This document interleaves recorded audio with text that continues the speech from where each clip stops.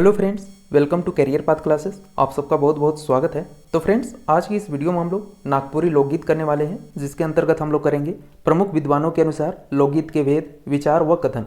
और इसके बाद इससे रिलेटेड जितने सारे ऑब्जेक्टिव क्वेश्चंस बनते हैं उन सारे ऑब्जेक्टिव क्वेश्चंस को करेंगे।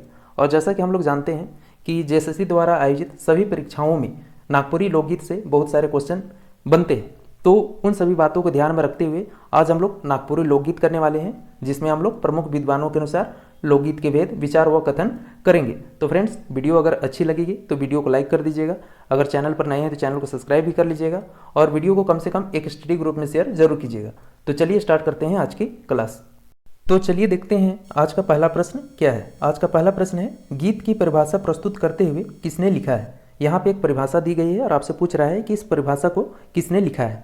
ठीक है, परिभाषा है, सुख दुख की भावात्मक अवस्था का विशेषकर गुने चुने शब्दों में स्वर साधना के उपयुक्त चित्रण कर देना ही गीत है। ठीक है, गीत की परिभाषा एक लिखी गई है, तो यह परिभाषा किनके द्वारा लिखा गया है वो बताना है। परिभाषा है, सुख दुख की भावात्मक अवस्था का विशेषकर गिने चुने शब्दों में स्वर साधना के उपयुक्त चित्रण कर देना ही गीत है। किसने लिखा है? तो महादेवी वर्मा जी ने लिखा है, आपको याद रखना है। ठीक है, चलिए नेक्स्ट देखते हैं। नेक्स्ट हमारा है, किस विद्वान ने कहा है जीवन के सुख जीवन के दुख ये हैं लोकगीत के बीच। ठीक है, किस विद्वान ने कहा है कि जीवन के सुख जीवन के दुख ये हैं लोकगीत के बीच, तो किन्होंने कहा है? तो याद रखना है, देवेंद्र सत्यार्थी जी ने कहा है। ठीक है, चलिए नेक्स्ट क्वेश्चन देखते हैं। नेक्स्ट हमारा तीसरा है, किस विद्वान ने कहा है, क्या कहा है? तो आदिम मनुष्य हृदय के गानों का नाम लोकगीत है। क्या है? आदिम मनुष्य हृदय के गानों का नाम लोकगीत है। मानव जीवन की, उसके उल्लास की, उसके उमंगों की, उसकी करुणा की, उसके समस्त सुख दुख की कहानी में चित्रित है। तो यह कथन किस विद्वान ने कहा है? तो वासुदेव अग्रवाल जी ने कहा है। इसे भी ध्यान में रखना है, सबको याद करते चलना है। ठीक है, चल नेक्स्ट हमारा चौथा है, किसके अनुसार लोकगीत तो स्वतः जन्मा है। आपको यहाँ पे बताना है कि किसके अनुसार लोकगीत तो स्वतः जन्मा है। तो किसके अनुसार? इंसाइक्लोपीडिया ब्रिटानिका के अनुसार। ठीक है, इसे भी ध्यान में रखना है, किसके अनुसार लोकगीत तो स्वतः जन्मा है? तो इंसाइक्लोपीडिया ब्रिटानिका के अनुसार। ठीक है, ध्यान में रखना है। चलिए नेक्स्ट देखते हैं। नेक्स्ट हमारा पांचवा क्वेश्चन है, किस विद्वान ने कहा है? आपको यहाँ पे बताना है कि किस विद्वान ने कहा है आदि मानव के उल्लासमय संगीत को ही लोकगीत कहते हैं। क्या है? तो आदि मानव के उल्लासमय संगीत को ही लोकगीत कहते हैं, किस विद्वान ने कहा है? तो किस विद्वान ने कहा है? पर्सी ने। ध्यान में रखना है, आदि मानव के उल्लासमय संगीत को ही लोकगीत कहते हैं, किन्होंने कहा है? तो पर्सी ने। ठीक है, चल नेक्स्ट हमारा छठा है, किसके अनुसार? आपको यहाँ पे बताना है कि किसके अनुसार लोकगीत न तो नया होता है और ना पुराना, वह तो जंगल के एक वृक्ष के समान है। ठीक है, यहाँ पे आपको बताना है कि लोकगीत न तो नया होता है न पुराना, वह तो जंगल के एक वृक्ष के समान है, जिसकी जड़ी भूतकाल की जमीन में गहरी धंसी हुई है, परंतु जिसमें निरंतर नई डालियां, पल्लव और फल उगते रहते हैं। तो यह किनके अनुसार ये कहा गया है? तो इंसाइक्लोपीडिया ब्रिटानिका के अनुसार। इसे भी ध्यान में रखना है। ठीक है, चलिए नेक्स्ट देखते हैं। नेक्स्ट हमारा सातवां है, किस विद्वान की यह परिभाषा है। ठीक है, यहाँ पे परिभाषा दिया गया है और आपसे पूछ रहा है कि किस विद्वान की यह परिभाषा है।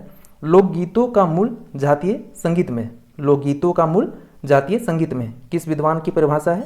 तो देवेंद्र सत्यार्थी को। इसे भी ध्यान में रखना है। चलिए नेक्स्ट हमारा देखते हैं, किस विद्वान की यह परिभाषा है। यहाँ भी एक परिभाषा दी गई है और आपको बताना है कि यह परिभाषा किसकी है। लोकगीत उन लोगों के जीवन का स्वेदपूर्ण प्रवाह है जो आदिम अवस्था में जीवन बिताते हैं। ठीक है, क्या है यहाँ पे परिभाषा? लोकगीत उन लोगों की जीवन का स्वेदपूर्ण प्रवाह है जो आदिम अवस्था में जीवन बिताते हैं। किनके अनुसार, किसकी परिभाषा है? तो केवी दास। ठीक है, याद रखना है, केवी दास जी का है। ठीक है, चलिए नेक्स्ट देखते हैं। नेक्स्ट हमारा नवा प्रश्न है, किस विद्वान की यह परिभाषा है। ठीक है, यहाँ पे परिभाषा दी गई है, आपको बताना है कि यह किस विद्वान की परिभाषा है। लोकगीत किसी संस्कृति के मुंह बोलते चित्र है। आपको यहाँ पे बताना है कि लोकगीत किसी संस्कृति के मुंह बोलते चित्र है, यह किसकी परिभाषा है? तो किसकी है? वासुदेव शरण अग्रवाल जी की। यह क्वेश्चन काफ़ी बार एग्जाम में पूछा गया है, इसे भी ध्यान में रखना है। ठीक है, किस विद्वान की यह परिभाषा है? क्या है परिभाषा? लोकगीत किसी संस्कृति के मुंह बोलते चित्र हैं। तो यह परिभाषा किनकी है? वासुदेव शरण अग्रवाल जी का। ठीक है, ध्यान में रखना है। नेक्स्ट हमारा 10वां है, किस विद्वान की यह परिभाषा है। यहाँ भी परिभाषा है, तो किस विद्वान की वो बताना है। ग्राम गीत संभवतः वह जातीय आशु कवित्व है जो कर्म या क्रीड़ा के ताल पर रखा गया है। गीत का उपयोग जीवन के महत्वपूर्ण समाधान के अतिरिक्त मनोरंजन भी है। ठीक है, यह परिभाषा किनकी है? तो श्री सुधांशु जी की। इसे ध्यान में रखना है। ठीक है, चलिए नेक्स्ट क्वेश्चन देखते हैं। नेक्स्ट हमारा 11वां है, किस विद्वान की यह परिभाषा है? परिभाषा क्या है? तो लोकगीतों मानवीय कृतित्व की वह समान धरोहर है जो विश्व मानव की भूमि पर प्राप्त हुई है। ठीक है, यहाँ पे आपको बताना है क्या परिभाषा किनकी है। परिभाषा क्या है?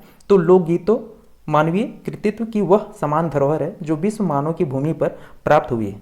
तो किनकी है यह? चंद्रशेखर भट्ट जी का, ध्यान में रखना है। ठीक है, चलिए नेक्स्ट हमारा 12वां है, किस विद्वान की यह परिभाषा है? परिभाषा क्या है? तो लोकगीतों में संगीत एवं काव्य का सम्मिश्रण होता है। ठीक है, यहाँ पे परिभाषा है, लोकगीतों में संगीत एवं काव्य का सम्मिश्रण होता है। यह किस विद्वान की परिभाषा है? तो कोमल कोठारी जी का, ध्यान में रखना है। ठीक है, चलिए नेक्स्ट देखते हैं।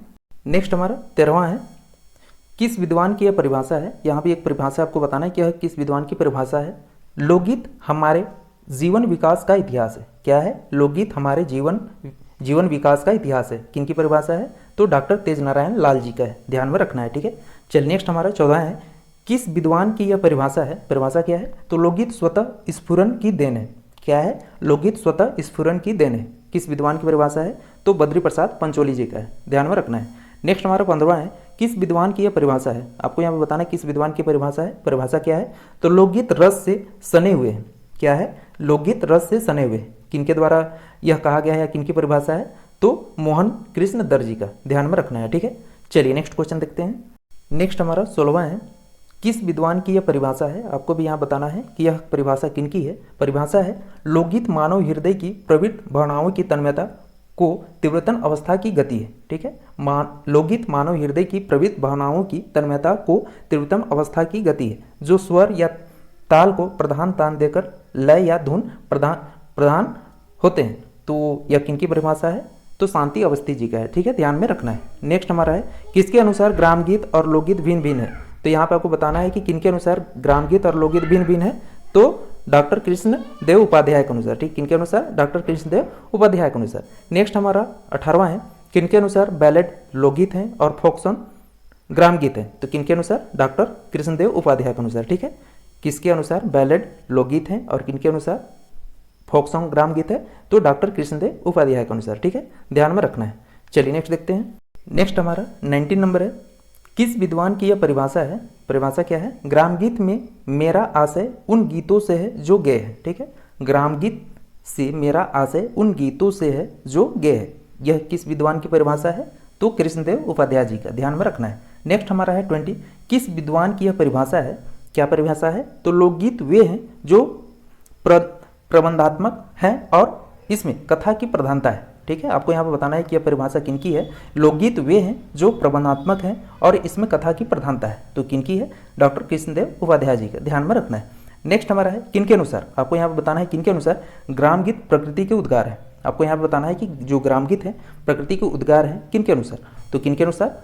पंडित राम नरेश त्रिपाठी के अनुसार। ठीक है, ध्यान में रखना है। चलिए नेक्स्ट देखते हैं। नेक्स्ट हमारा 22 है, किनके अनुसार ग्राम गीत छोटे होते हैं? ठीक है, आपको यहाँ पर बताना है कि किनके अनुसार ग्राम गीत छोटे होते हैं और रचना काल की दृष्टि से आधुनिक भी हो सकते हैं। किनके अनुसार? तो कृष्णनंद गुप्त के अनुसार। ठीक है, ध्यान में रखना है। नेक्स्ट है हमारा 23, किनके अनुसार ग्राम गीत छोटा ही नहीं बड़ा भी हो सकता है। ठीक है, आपको यहाँ पे बताना है कि किनके अनुसार ग्राम गीत छोटा ही नहीं बल्कि बड़ा भी हो सकता है। किनके अनुसार? तो डॉक्टर सत्येंद्र के अनुसार। ठीक है, ध्यान में रखना है। नेक्स्ट हमारा 24 है, किनके अनुसार ग्राम गीत आर्यतर सभ्यता के वेद हैं। ठीक है, यहाँ पे पूछ रहा है कि किनके अनुसार। आपको यहाँ पे बताना है कि ग्राम गीत आर्यतर सभ्यता के वेद या श्रुति है। किनके अनुसार? तो पंडित हजारी प्रसाद द्विवेदी के अनुसार। ठीक है, इसे ध्यान में रखना है, ये भी काफ़ी इंपॉर्टेंट है कि किनके अनुसार ग्राम गीत आर्यतर सभ्यता के वेद श्रुति हैं। तो पंडित हजारी प्रसाद द्विवेदी के अनुसार। ठीक है, चलिए नेक्स्ट देखते हैं।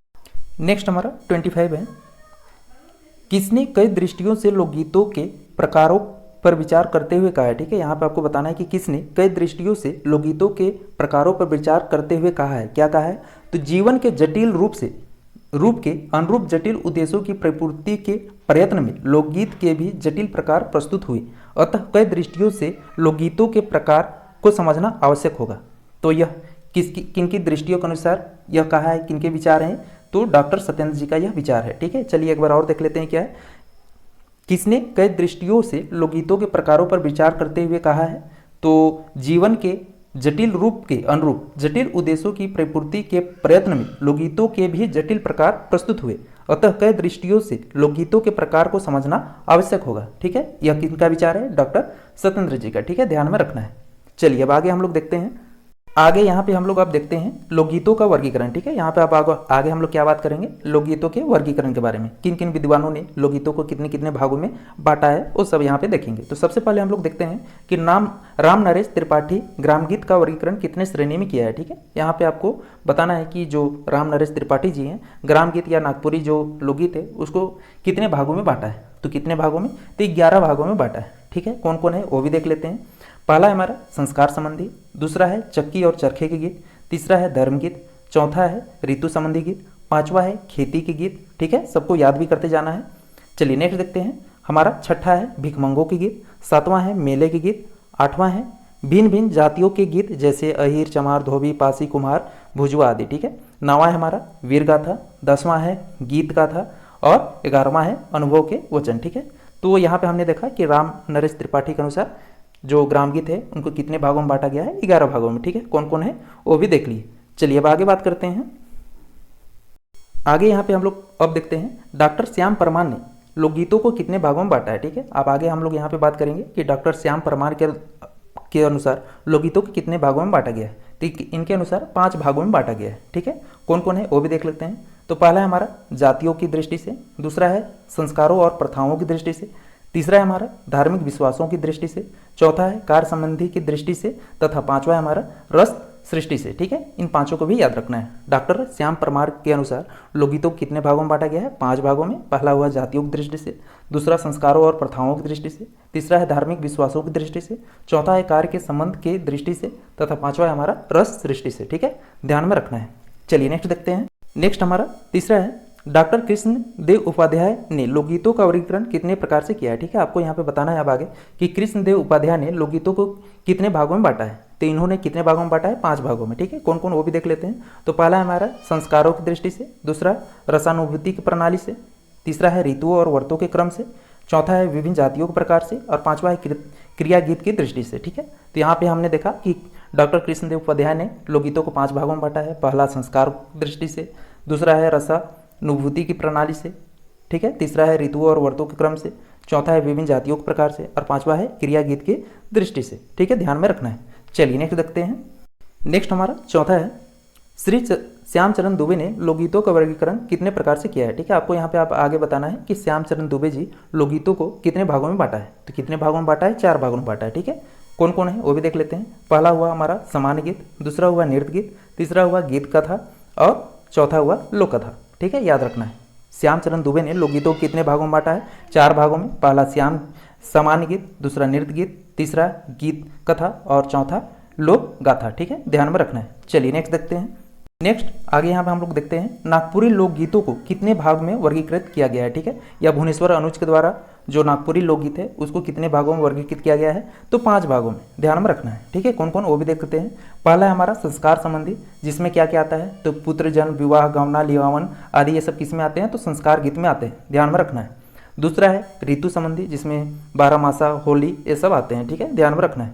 तीसरा है हमारा व्रत संबंधी, जिसमें धरती पूजा, सरहुल, करमा, जितिया, जन्माष्टमी, देवठान, दुर्गा पूजा, दीपावली, तुलसी पूजा ये सब आते हैं। ठीक है, चौथा है क्रिया संबंधी, जिसमें रोपनी गीत हो गया और कृषि हो गया। ठीक है, पांचवा विविध गीत, जिसमें झूमर, निर्गुण, भजन, गुदना गुदवाते समय का, उदासी ये सब आते हैं किसमें? विविध गीत में। ठीक है, तो यहाँ पे ध्यान रखना है कि नागपुरी लोकगीतों को कितने भागों में वर्गीकृत किया गया है?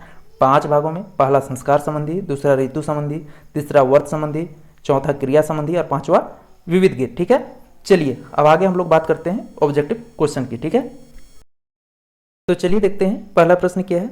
हमारा पहला प्रश्न है नागपुरी लोकगीत का वर्गीकरण कई प्रकार से करल जाएगा। ठीक है, आपको यहाँ पे बताना है कि नागपुरी लोकगीत का वर्गीकरण कितने प्रकार से किया जाता है। 2 प्रकार, 3 प्रकार, 4 प्रकार या 5 प्रकार। जस्ट हमने देखा कितने प्रकार से, तो 5 प्रकार से। ठीक है, याद रहेगा। चलिए नेक्स्ट क्वेश्चन देखते हैं। नेक्स्ट हमारा क्वेश्चन नंबर 2 है डॉक्टर श्याम परमार लोकगीत के कई भागों में बांटे हैं। ठीक है, आपको यहाँ पे बताना है कि जो डॉक्टर श्याम परमार जी है लोकगीत को कितने भागों में बांटे हैं। 2 भाग, 3 भाग, 5 भाग या 7 भाग। तो जस्ट हमने अभी देखा था कितने भाग में, तो 5 भाग में। ऑप्शन सी हमारा यहाँ पे सही होगा। ठीक है, चलिए नेक्स्ट क्वेश्चन देखते हैं। नेक्स्ट क्वेश्चन नंबर हमारा 3 है नागपुरी लोक साहित्य नामक किताब में डॉक्टर भुवनेश्वर अनुज कई नागपुरी लोकगीत के बताएं। ठीक, आपको यहाँ पे बताना है कि नागपुरी लोक साहित्य नामक किताब में कौन? तो डॉक्टर भुवनेश्वर अनुज जी नागपुरी लोकगीत के कै ठो नागपुरी लोकगीत बताए हैं? कै गो? 4 गो, 7 गो, 5 गो, 8 गो? तो यहाँ भी सही आंसर हमारा सी सही होगा, 5 ठो बताए हैं। ठीक है, ध्यान में रखना है, जस्ट हमने अभी बताया था। चलिए नेक्स्ट क्वेश्चन, क्वेश्चन नंबर 4 है, लोकगीत के समाज कर हृदय गान किए गए हैं। ठीक है, आपको यहाँ बताना है जो लोकगीत है उसे समाज के हृदय गान किन्होंने कहा है? डॉक्टर सत्येंद्र ने, हजारी प्रसाद द्विवेदी ने, या कृष्णदेव उपाध्याय ने, या श्याम परमार ने? तो यहाँ पर सही आंसर हमारा बी सही होगा, हजारी प्रसाद द्विवेदी जी ने कहा है। ठीक है, ध्यान में रखना है। चलिए नेक्स्ट क्वेश्चन देखते हैं। नेक्स्ट क्वेश्चन, क्वेश्चन नंबर हमारा 5 है, श्री कृष्णदेव उपाध्याय द्वारा लोकगीत के कै ठो भाग बांटल गए? ठीक है, आपको यहाँ बताना है कि कृष्णदेव उपाध्याय द्वारा लोकगीत को कितने भागों में बांटा गया है? 5, 4, 7 या 6? तो यहाँ भी सही आंसर हमारा क्या होगा? तो 5 भागों में, यानी ऑप्शन ए हमारा यहाँ पे सही होगा। क्लियर है? चलिए नेक्स्ट क्वेश्चन देखते हैं। चलिए नेक्स्ट क्वेश्चन, क्वेश्चन नंबर हमारा 6 है, श्री श्यामचरण दुबे द्वारा लोकगीत के कै ठो भाग में बांटल गेलक है? ठीक है, आपको यहाँ बताना है कि श्यामचरण दुबे जी लोकगीत को कितने भागों में बांटा है? 5, 6, 4 या 7? तो यहाँ पे सही आंसर हमारा क्या होगा? सी सही होगा, 4 भागों में बांटा है। ठीक है, जस्ट हमने अभी बताया भी था।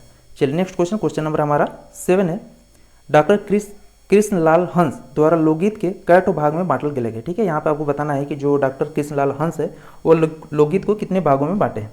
5, 6 या 4 या 7? तो यहाँ पे सही आंसर हमारा क्या होगा?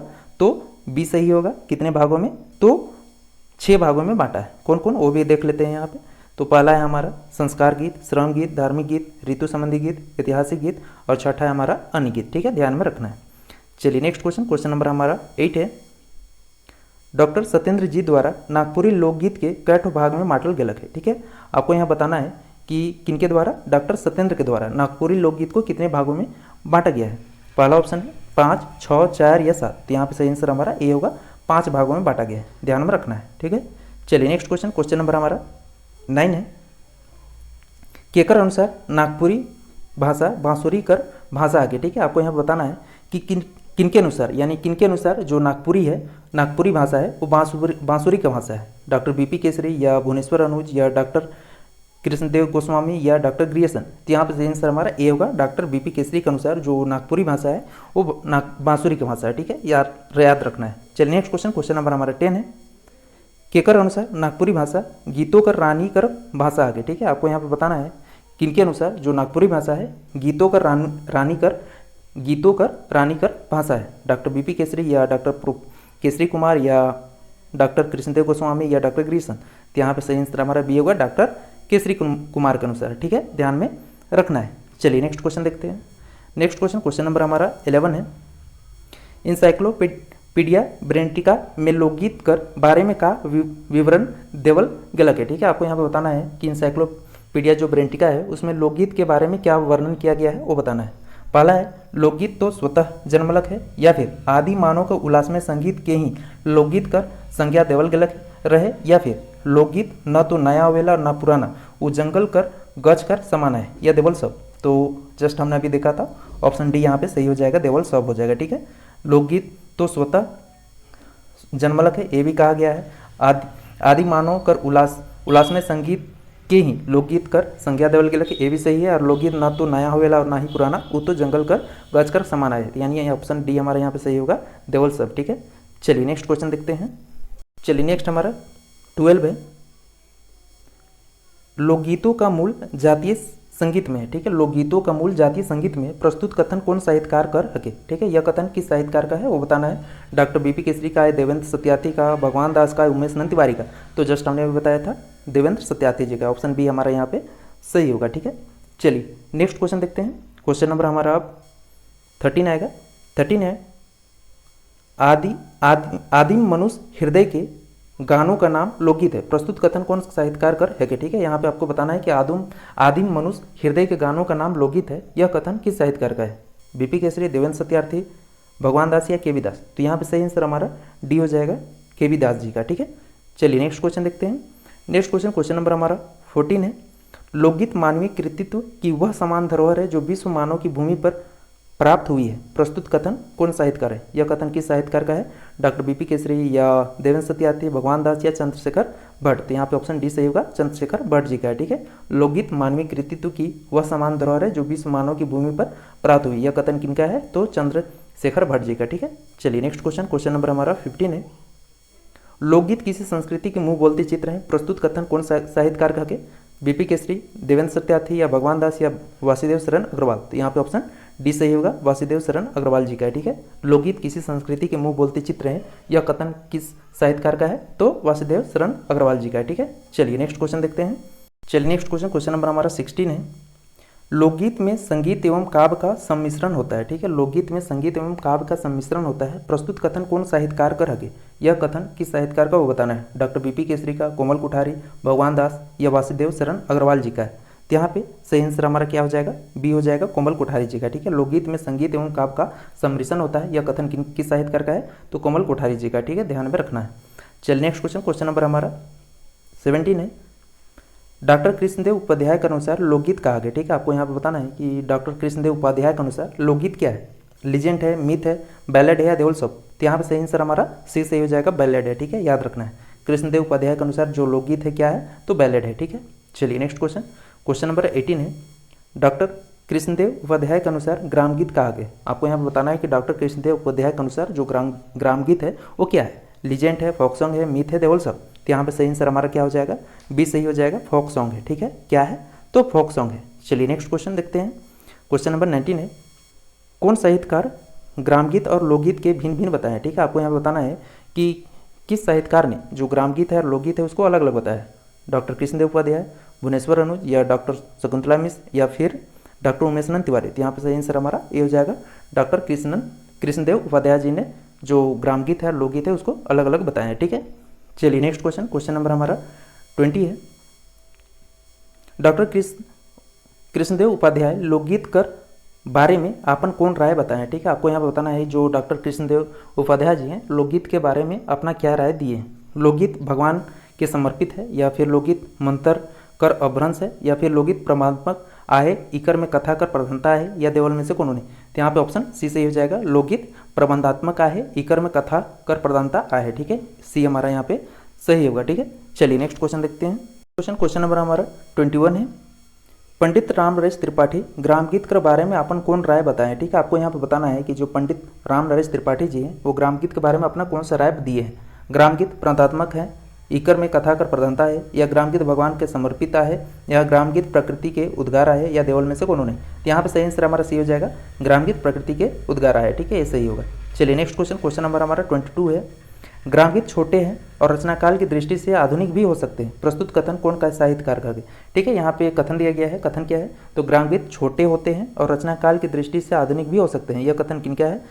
पहला ऑप्शन है डॉक्टर कृष्णदेव उपाध्याय या डॉक्टर कृष्णनंद गुप्त या डॉक्टर कोमल कोठारी या वासुदेव शरण अग्रवाल? तो यहाँ पे ऑप्शन हमारा बी सही होगा, डॉक्टर कृष्णनंद गुप्त जी का है। ठीक है, चलिए नेक्स्ट क्वेश्चन देखते हैं।